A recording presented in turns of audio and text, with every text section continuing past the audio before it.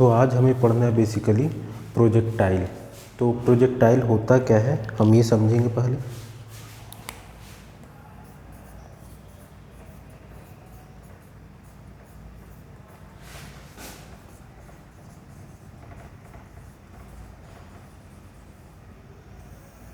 Projectile in vertical plane. तो projectile in vertical plane जब हम पढ़ेंगे तो इसमें सबसे इम्पॉर्टेंट है ये प्रोजेक्टाइल होता क्या है। तो जब किसी ऑब्जेक्ट को जब कोई ऑब्जेक्ट जो होता है, जब कोई ऑब्जेक्ट अगर हवा में मूव करता है तो ये जो मूव करता है this should be under uniform gravitational force. ये अगर कोई ऑब्जेक्ट जो है हवा में इस तरीके से मूव करता है अंडर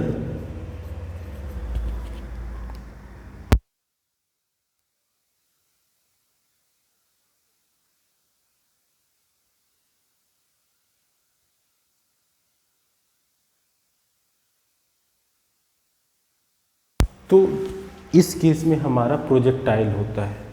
अब यहाँ पे जो हम प्रोजेक्टाइल ले रहे हैं अंडर ग्रेविटेशनल फोर्स, तो अब यहाँ पे बात आती है प्रोजेक्टाइल होता है क्या और ग्रेविटेशनल फोर्स क्या है। देखिए पहले तो हम तीन इक्वेशन लिखते हैं, v = u + at।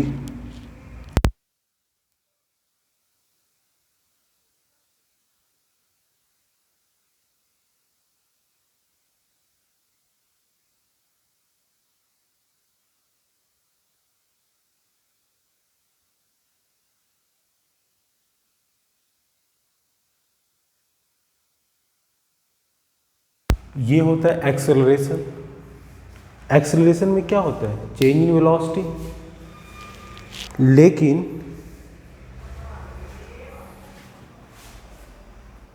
लेकिन यहाँ पे ये जो एक्सेलरेशन है ये कौन सा एक्सेलरेशन है, ये हमारा लीनियर एक्सेलरेशन है। This is acceleration when any object moves on the ground. तो उस केस में ये हमारा एक्सेलरेशन होता है लीनियर एक्सेलरेशन। लेकिन अगर इसी के बजाय हम ये कहें कि ये जो एक्सेलरेशन है इस एक्सेलरेशन में अगर हम किसी ऑब्जेक्ट को हवा में फेंकें या हवा में ऑन एयर वो फ्री फॉल करे तो उस केस में ये जो एक्सेलरेशन होता है दिस बिकम्स g। क्यों? क्योंकि जब आप किसी अर्थ पे किसी सरफेस पे जब आप मूव करते हो, ये सरफेस है अर्थ का, इस पे आप मूव करते हो तो एक्सटर्नल फोर्स चाहे वो इंजन के द्वारा लगाया जाता है या फिर आप पुश करते हो, कोई भी चीज़ अगर हम सरफेस पे चलता है तो उस केस में फोर्स हम बाहर से एक्सटर्नल जो फोर्स लगाते हैं वो इंजन के द्वारा या किसी ऑब्जेक्ट के द्वारा या किसी आदमी के द्वारा लगाया जाता है। लेकिन जब आप हवा में, मैंने बोला कि हवा में ऊपर नीचे कोई बॉडी फ्री फॉल करता हो, मूव करता हो इन एयर, तो उस केस में उस पर एक कांस्टेंट फोर्स लगता है। कौन सा? अर्थ का ग्रेविटेशनल फोर्स। और ये इसका डायरेक्शन क्या होता है? डाउनवर्ड होता है। हमेशा ये ऑब्जेक्ट को नीचे की ओर लाने की कोशिश करता है। तो जैसे कोई भी ऑब्जेक्ट जब हम फेंकते हैं ऊपर की ओर तो नीचे क्यों आ जाता है? Due to earth gravitation. तो अर्थ के ग्रेविटेशन के कारण ये जो ऑब्जेक्ट जो होता है हमेशा नीचे की ओर आ जाता है। तो अब यहाँ पे बात ये है कि जब ये नीचे की ओर आ जाता है तो यहाँ पे एक्सेलरेशन बिकम्स g, यानी कि अब यहाँ पे अगर कोई ऑब्जेक्ट है जो हवा में फेंका जा रहा है तो u + a की जगह पे gt हो जाता है। यहाँ पे जितने भी हैं सब g से रिप्लेस हो जाते हैं। कब? जब ऑब्जेक्ट कोई पार्टिकल हवा में फ्रीली मूव करता है, इस तरीके से नहीं कि जैसे ये कोई ऑब्जेक्ट है, ये हमारा रस्सी है और इस रस्सी से ये बॉब लटका हो तो इस तरह से हवा में इस तरह से फ्रीली मूव कर रहा नहीं, ये इसे क्या है हिंज्ड है, इसे लटका हुआ है। तो ये नहीं, मतलब कि हवा फ्रीली लाइक दिस, वो किसी रस्सी से बंधा हुआ नहीं हो, किसी चीज़ से बॉन्डेड ना हो, वो फ्रीली मूव जब करता है तो उस केस में हमारा एक्सेलरेशन बिकम्स g। अगर वो अप है तो अब चूंकि ग्रेविटेशन का डायरेक्शन हमेशा क्या होता है? डाउनवर्ड। क्यों? क्योंकि अर्थ किसी ऑब्जेक्ट को अपने नीचे की ओर खींचता है, इसलिए किसी भी ऑब्जेक्ट जब ऊपर की ओर फेंका जाता है तो वो एक पर्टिकुलर हाइट पे जाके वापस नीचे आ जाता है ड्यू टू अब force which is applied by earth gravitation. तो अब यहाँ पे बात आती है, हम पढ़ रहे हैं प्रोजेक्टाइल इन वर्टिकल प्लेन। तो देखिए क्या मतलब है इसका।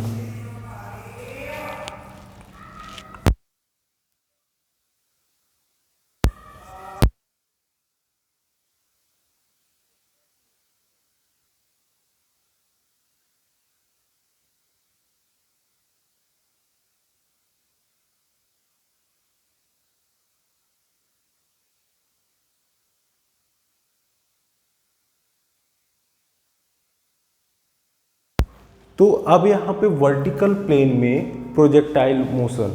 तो प्रोजेक्टाइल क्या होता है, जब किसी ऑब्जेक्ट को एयर में, स्पेस में फ्रीली मूव कर रहा हो, किसके इफेक्ट पे, अंडर यूनिफॉर्म ग्रेविटेशनल फोर्स, तो उस केस में हमारा ऑब्जेक्ट का जो मोशन होता है that is called projectile motion. अब ये प्रोजेक्टाइल मोशन कैसा है देखिए जरा।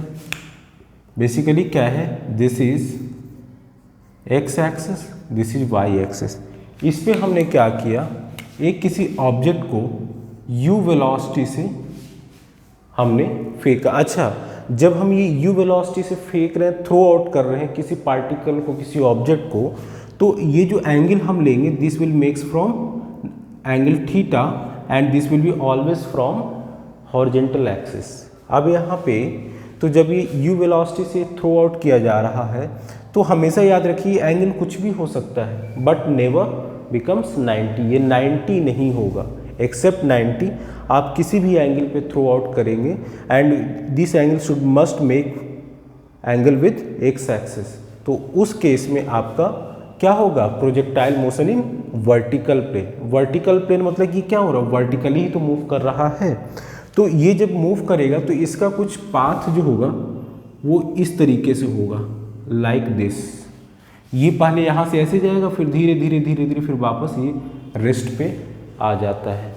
तो यहाँ पे ये जो u है इसको हम कंपोनेंट में रिजॉल्व करेंगे अलॉन्ग x एक्सिस और y एक्सिस। तो this will be your u cos theta और ये क्या हो जाएगा हमारा u sin थीटा।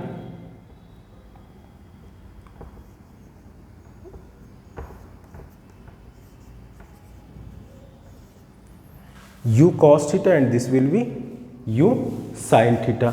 अब यहाँ पे बात ये आती है, जस्ट अ मिनट।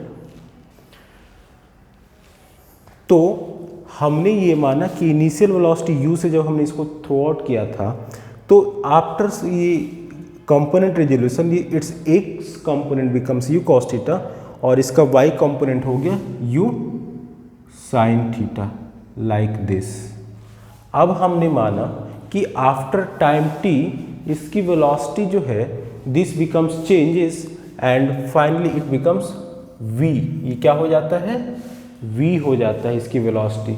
तो जब इसकी वेलोसिटी v हो जाता है तो उस केस में हमारा v equals to u plus at। Equation पढ़ा है हमने इक्वेशंस ऑफ मोशन में।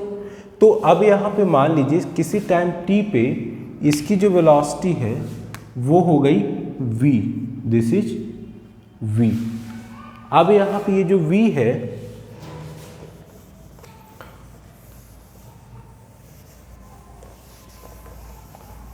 तो ये जो v है इसका भी हमारा दो कंपोनेंट होगा, एक x एक्सिस के अलॉन्ग और एक y एक्सिस के अलॉन्ग। तो हमने माना जो x एक्सिस के अलॉन्ग है दैट इज vx और जो y एक्सिस के अलॉन्ग है दैट इज vy। ये हमारा u को हम इधर लिख देते हैं और छोटा कर देते हैं। तो इस केस में जो हमारा होगा एक होगा vx और एक होगा vy। तो vx की वैल्यू क्या होगी, v इक्वल्स टू ये जो वेलोसिटी v है this will be equals to vx i component plus vy j component. अब vx की वैल्यू पहले फाइंड करेंगे तो जो vx होगा this would be u plus at। तो ux प्लस at। अब यहाँ पे देखिए हमने लिया है प्रोजेक्टाइल इन वर्टिकल मोशन, यानी कि जो ऑब्जेक्ट है, जो पार्टिकल है, जो प्रोजेक्ट है, वो वर्टिकल मूव कर रहा है, तो उसमें एक्सेलरेशन किस पे आएगा? वर्टिकल प्लेन में आएगा ना। हॉरिजेंटली तो ऑब्जेक्ट का वही एक्सेलरेशन 0 होगा। तो यहाँ पे जब ऑब्जेक्ट वर्टिकल प्लेन में मूव करेगा तो यानी कि वो वाई डायरेक्शन में मूव कर रहा है। ये देखिए वाई डायरेक्शन में हाइट को अचीव कर रहा है, तो उस केस में यहाँ पे एक्सेलरेशन क्या हो जाएगा? This becomes 0। क्यों?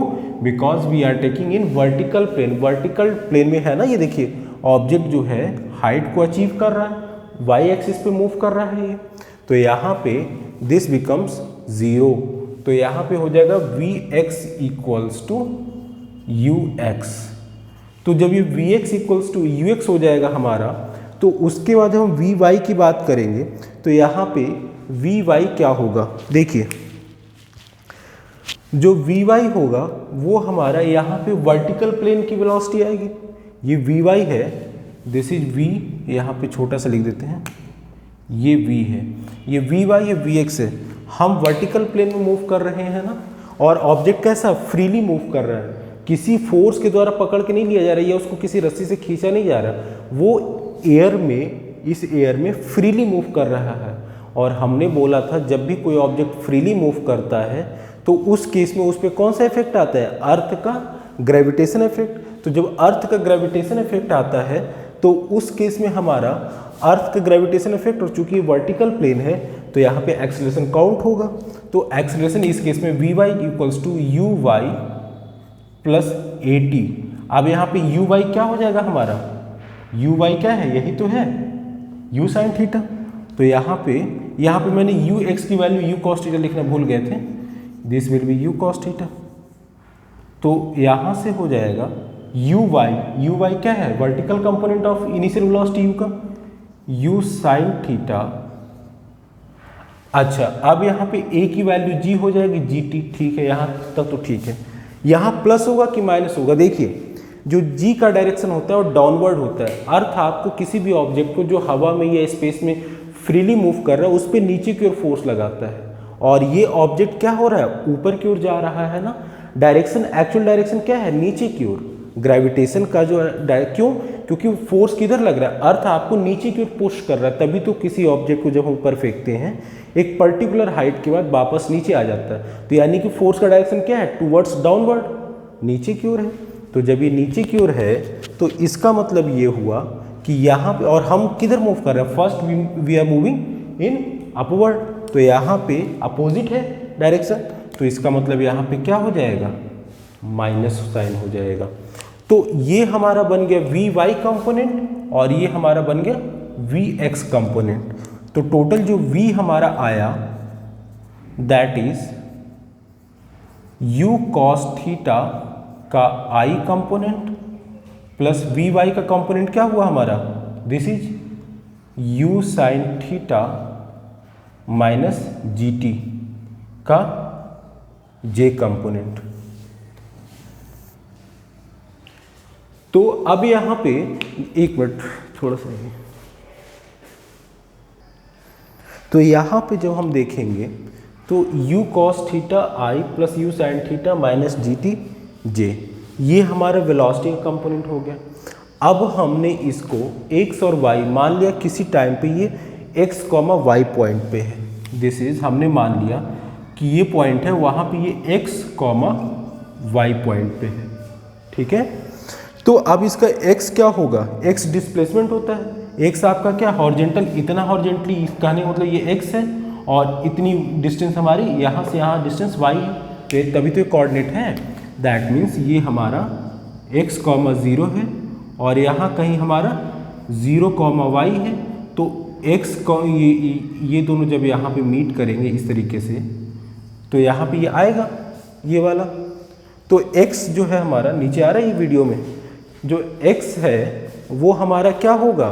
x जो होगा यानी कि हॉरिजेंटल डिस्प्लेसमेंट, अभी हम देंगे उसको रेंज बोलते हैं, तो पहले देखते हैं। तो ये x equals to U T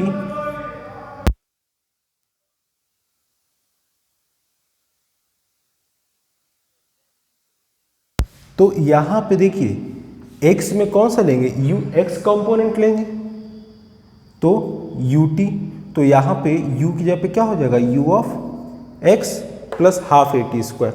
हमने बताया था प्रोजेक्टाइल जो है किस प्लेन में है, ऑब्जेक्ट का जो कोई पार्टिकल किस प्लेन में मूव कर रहा है, वर्टिकल प्लेन में। तो यानी कि हॉरिजॉन्टल प्लेन से कोई मतलब नहीं है, तो इसका मतलब यहाँ पे एक्सेलरेशन 0 होगा। भाई ये हवा में ऊपर ऊंचाई पे मूव कर रहा है ना, हाइट को गेन कर रहा है ना, ये हाइट को लूज कर रहा है, तो यहाँ पे यानी वर्टिकल प्लेन है। तो जब ये वर्टिकल प्लेन है तो इस वर्टिकल प्लेन ये, और हम यहाँ पे हॉरिजॉन्टल कंपोनेंट की बात करें तो हॉरिजॉन्टल में एक्सेलरेशन तो होगा नहीं, तो इसलिए जैसे यहाँ हमने 0 रखा तो वैसे यहाँ भी ये क्या हो जाएगा 0। तो यहाँ से हो जाएगा x equals to U cos theta into T. तो ये वैल्यू हमारी x की आ गई। अब इसी तरीके से y की वैल्यू निकालेंगे, तो y जो होगा, वीडियो में आ रहा है, y जो होगा हमारा वो क्या होगा, y होगा हमारा, this is again u y of T plus half A T का स्क्वायर। अब यहाँ पे देखते हैं यू वाई क्या था, you sign theta into T. अब यहाँ पे ये कैसा वर्टिकल प्लेन है, अप की ओर जा रहा है, जी की वैल्यू क्या है, डाउनवर्ड होता है, बट ये पार्टिकल किससे मूव कर रहा है, अप की ओर।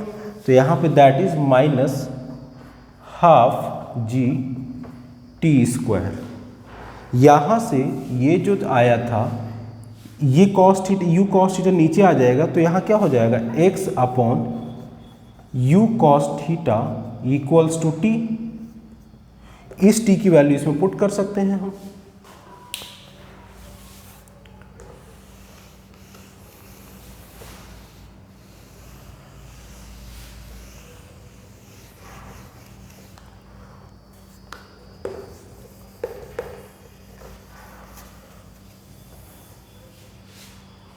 तो जब हम इस वैल्यू में t की वैल्यू पुट करेंगे तो x equals to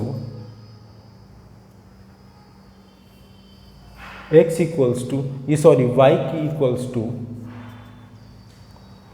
u sine theta into t की वैल्यू क्या है, x upon you cos theta minus half g x upon you cos theta का होल स्क्वायर।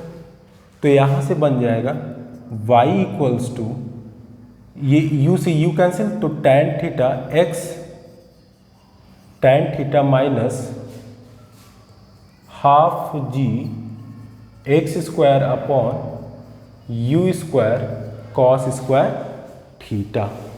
तो यहाँ से जो ये हमारा फॉर्मूला बन के आया, ये हमारा आपने पैराबोला पढ़ा होगा, तो ये जो है हमारा बेसिकली ये प्रोजेक्टाइल में किस तरीके का मोशन है, this is of parabola, hyperbola, parabola, eclipse, circle, ये मैथ्स में आप पढ़ेंगे कोऑर्डिनेट ज्योमेट्री में। तो यहाँ पे वही है, ये हमारा कैसा है y equals to B x square plus c, ये पैराबोला का इक्वेशन होता है। इसी पैराबोला के इक्वेशन का ये स्टैंडर्ड फॉर्म है, जहाँ पे देखिए ये हमारे एक्स स्क्वायर है, तो ये जो है हमारा दिस वैल्यू, ये वैल्यू ये कांस्टेंट हो जाएगा b, और c की वैल्यू क्या हो जाएगी, x tan थीटा। तो यहाँ से हमें ये पता चला कि हमने ये क्यों बनाया था। पैराबोला जब आप पढ़ते हैं तो वो क्या होता है इक्वेशन में, यही तो होता है ना, इसी तरीके से कुछ होता है पैराबोला। तो ऐसा ही तो पाथ है, ये देखिए ये हमारा इसी तरीके से तो पाथ है। तो ये हमारा वही चीज़ है, y equals to B x square plus C, standard form में है ना। b की वैल्यू क्या हो जाएगी ये, और c की वैल्यू क्या हो जाएगी minus half G U square cos square theta X square हमारा है ये। तो ये हमारा स्टैंडर्ड फॉर्म आ गया।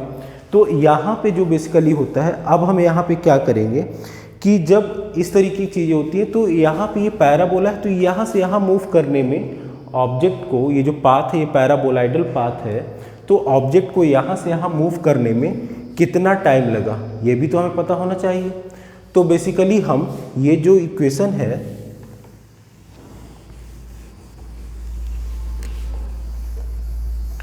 इसको फिर से डिक्टेट कर देते। देखिए इसको हम क्या लिख सकते हैं, y equals to minus half G upon you square cos square theta X square plus X tan theta. जहाँ पे ये b की वैल्यू है, ये जो है हमारा क्या है, b है, और ये पूरा क्या हो जाता है, c, तो ये कांस्टेंट टर्म है, और b तो ये देखिए y equals to B x square plus c, यही तो स्टैंडर्ड इक्वेशन होता है। और यहाँ पे जहाँ b क्या है, b जो है आपका minus g upon 2u square cos square theta, c की वैल्यू क्या है, x tan थीटा। तो ये पैराबोलाइडल है। अब हम कर रहे थे टाइम ऑफ फ्लाइट फाइंड करने के लिए, तो जब टाइम ऑफ फ्लाइट फाइंड करते हैं तो देखिए इसको डिलीट कर देते हैं।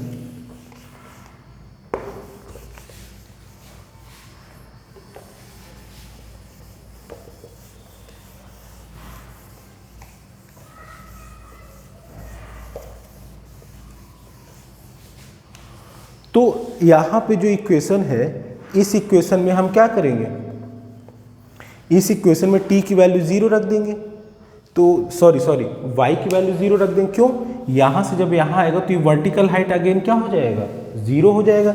जिस पॉइंट से आया था देखिए x पे वापस आ गया, तो जब x पे ये वापस आ गया इसका मतलब क्या है कि इसने वर्टिकल हाइट बिकम्स 0 ना, और y क्या था हमारा, वर्टिकल हाइट ही तो था। तो ये देखिए x, y जो लिया था, जहाँ ये y है और ये x है, तो ये y डिस्टेंस 0 हो जाएगा हमारा। तो कब होगा, जब यहाँ से चल के वापस यहाँ, भाई यहाँ से ऐसे तो गिर नहीं जाएगा, ऐसे एक पाथ फॉलो करके यहाँ पे आएगा ना। तो y की वैल्यू अगर हम इसमें 0 रखेंगे तो पहले हम इक्वेशन लिख लेते हैं, u sine theta into T minus half G T square. y की वैल्यू 0 किया, putting PUTING y equals to 0, तो यहाँ 0 equals to u sine theta into T minus half G T square. तो ये half G T square minus का इधर आके plus हो जाएगा, तो half G T square equals to u sine theta. तो यहाँ पे हमारा इंटू टी, ये भी तो टी है ना, तो एक टी इससे ये एक पावर कैंसिल आउट हो जाएगा, बचेगा क्या, खाली टी बचेगा, ये 2 इधर चला जाएगा, तो t इक्वल्स टू हो जाएगा 2u sine theta upon g. ये हमारा हो जाएगा बेसिकली क्या, ये जो है यहाँ से यहाँ ऑब्जेक्ट को पहुँचने में जितना टाइम लग रहा है that is time of flight, इसे बोलते हैं टाइम ऑफ फ्लाइट। हवा में कितनी देर तक कोई ऑब्जेक्ट रहा उसकी वैल्यू हम इस इक्वेशन से फाइंड कर सकते हैं। अब होता है हॉरिजॉन्टल रेंज, भाई यहाँ से यहाँ के देखिए इसकी वर्टिकल हाइट फिर 0 हो गई, तो वर्टिकल हाइट तो ये यहाँ से यहाँ आने में जितना टाइम लगेगा उतना ही ऑब्जेक्ट को यहाँ से यहाँ जाने में लगेगा ना। कहेंगे ये क्या बता रहे, दैट मीन्स कि यहाँ पे अगर ऑब्जेक्ट पहले इतना वर्टिकल डिस्टेंस ट्रेवल करके फिर वापस इसकी वर्टिकल डिस्टेंस 0 हो जाती है, तो उतनी ही टाइम में ऑब्जेक्ट यहाँ से हॉरिजॉन्टल डिस्टेंस भी तो ट्रेवल करता है। अगर ये मैक्सिमम हाइट को अटेंड करने में जितना टाइम लेता है फिर 0 होता है, उतनी ही टाइम में ऑब्जेक्ट यहाँ से यहाँ फ्लो मूव कर जाता है, तो इसे बोलते हैं हॉरिजॉन्टल रेंज। तो ये जो हॉरिजॉन्टल रेंज होता है ये कैसे फाइंड करेंगे, देखिए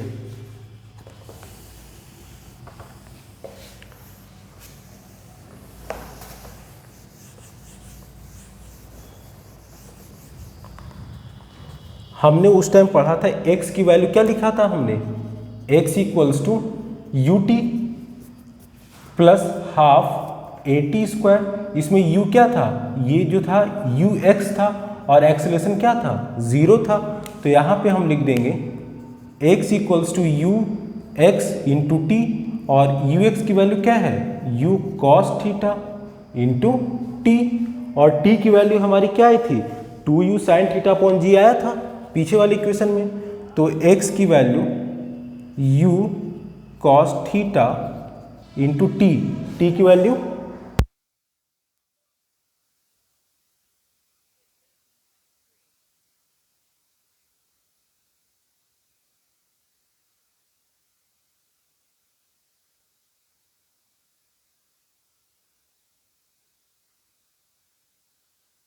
अब यहाँ पे आपको पता है 2 साइन थीटा कॉस थीटा किसका फॉर्मूला होता है, साइन 2 थीटा का, sine 2 theta equals to 2 sine theta cos theta.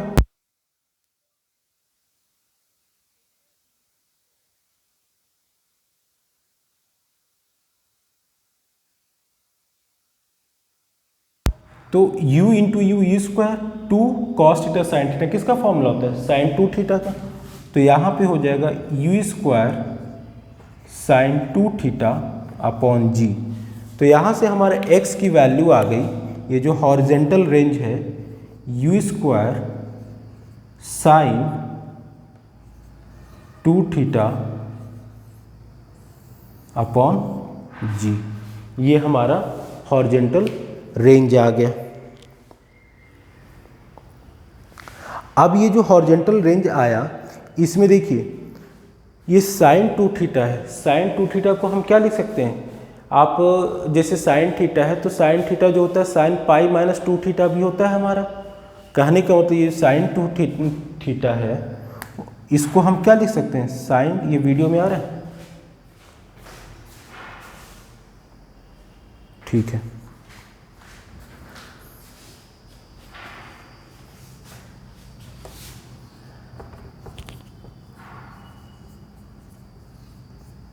ये हम लिख सकते हैं sine theta equal to sine pi minus theta होता है, पाई पे कोई चेंज नहीं होता ना। तो हमारा ये जब होता है तो हम यहाँ पे लिखते हैं इसको,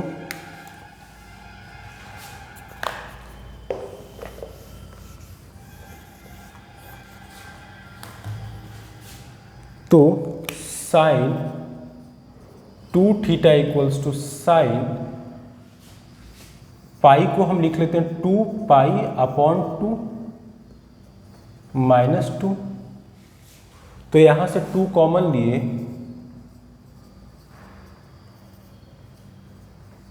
तो क्या हो जाएगा, पाई बाई 2 माइनस थीटा। तो यहां से ये हो गया साइन 2। अगर हम पाई बाई 2 माइनस थीटा जो है इसको हम क्या लिखेंगे, बीटा हमने माना, तो ये हो जाएगा साइन 2 बीटा। पाई बाई 2 जो है हमारा, पाई बाई 2 माइनस थीटा जो है वो क्या है हमारा, दिस इज बेसिकली बीटा हमने माना। तो यहाँ से इसका मतलब क्या हुआ, अगर ये कॉम्प्लीमेंट्री एंगल है तो उस केस में भी सेम हमारा रेंज आता है। कॉम्प्लीमेंट्री क्या होता है पता होना चाहिए, सम ऑफ 2 एंगल क्या होता है, कॉम्प्लीमेंट्री होने के लिए, सप्लीमेंट्री होने के लिए सम ऑफ 2 एंगल क्या होता है, ये आप देखिएगा। तो यहाँ पे आप एंगल थीटा पे या फिर पाई बाई 2 माइनस थीटा पे आप प्रोजेक्ट करें, value will be same. Thank you.